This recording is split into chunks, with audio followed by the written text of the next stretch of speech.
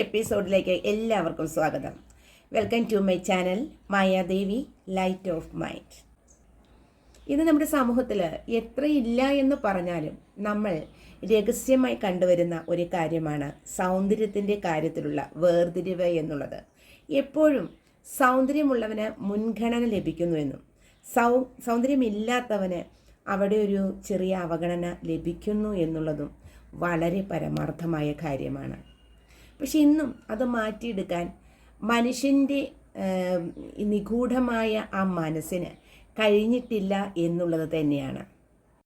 വിവാഹം കഴിക്കുമ്പോൾ തീർച്ചയായിട്ടും പുരുഷന്മാർ പറയുന്നത് സുന്ദരിയല്ലാത്ത ഒരു സ്ത്രീയെ വിവാഹം കഴിച്ചു, അവർ സാക്രിഫൈസ് ചെയ്തു എന്നാണ് പറയുന്നത്.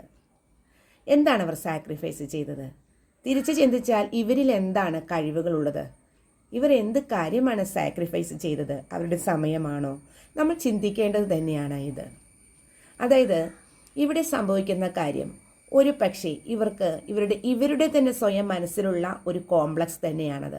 അതായത് ഭംഗിയില്ലാത്ത ഒരു സ്ത്രീയെ വിവാഹം കഴിച്ചു കഴിഞ്ഞാൽ മറ്റുള്ള തൻ്റെ ഫ്രണ്ട്സിൻ്റെ ഇടയിൽ തൻ്റെ വൈഫിനെ പരിചയപ്പെടുത്തുമ്പോൾ താൻ പുറകോട്ട് പോകുമോ, തൻ്റെ വൈഫിന് യാതൊരു ഭംഗിയുമില്ല എന്നുള്ള കളിയാക്കലുകൾ താൻ കേൾക്കേണ്ടി വരുമോ എന്നുള്ളതാണ് ഒന്നാമത്തെ വിഷയം.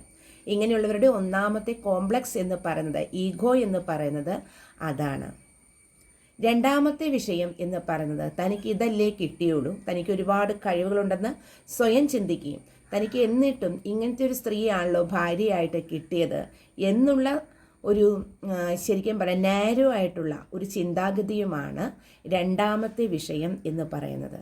ഇവിടെ നമ്മൾ ചിന്തിക്കേണ്ട ഒരു കാര്യമെന്ന് പറയുന്നത് സൗന്ദര്യത്തിലല്ല, തൻ്റെ ലൈഫ് പാർട്ട്ണറുടെ സ്നേഹത്തിലും കഴിവിലുമാണ് നമ്മൾ ശ്രദ്ധിക്കേണ്ടത് എന്നുള്ളതാണ്.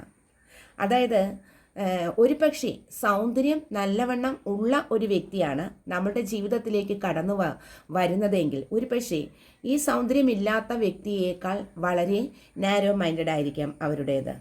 അതായത് എപ്പോഴും നമ്മളൊരു പഴഞ്ചൊല്ലി പറയാറില്ലേ, മിന്നുന്നതെല്ലാം പൊന്നല്ല എന്നുള്ളത്. അതായത് എപ്പോഴും സൗന്ദര്യം നല്ലതാണ്, പക്ഷേ സൗന്ദര്യമുള്ളവർക്കും അവരുടേതായ അഹങ്കാരമുണ്ട് എന്നുള്ളതാണ്. ഏത് ഫീൽഡിലുമുണ്ട് അവരുടേതായ അഹങ്കാരം. അവർക്ക് എന്തും കഴിയുമെന്നുള്ള അഹങ്കാരം അവർക്കുണ്ടാകും. അവർ ശരിക്കും പറഞ്ഞാൽ തൻ്റെ ജീവിതത്തിലേക്ക് കടന്നു വരുന്ന ഒരു വ്യക്തിയെ ഉൾക്കൊള്ളണമെന്നില്ല.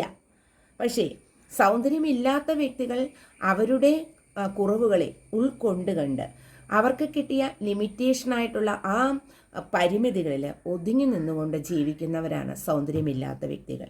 അപ്പോൾ ശരിക്കും നമ്മുടെ സമൂഹത്തിൽ കണ്ടുവരുന്ന ഈ ചിന്താഗതി മാറ്റേണ്ടതാണ്. കാരണം ഓരോരുത്തർക്കും ഇഷ്ടപ്പെട്ടിട്ടാണ് തൻ്റെ വൈഫിനെ അവർ സെലക്ട് ചെയ്തെടുക്കുന്നത്. അല്ലെങ്കിൽ ഒരു വിവാഹത്തിന് മുമ്പ് ചിന്തിക്കണമായിരുന്നു.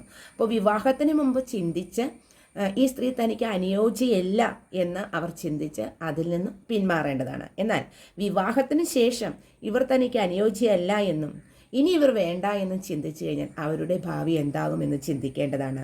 ശരിക്കും ഈ യൂണിവേഴ്സ് അവർക്കൊരു ബ്യൂട്ടി കൊടുത്തിട്ടുണ്ട്, നാച്ചുറലായ ബ്യൂട്ടി. ആ ബ്യൂട്ടി വെച്ച് ജീവിക്കാനായിട്ട് അവർ ആഗ്രഹിക്കുന്നു എന്നുള്ളതാണ് സത്യം.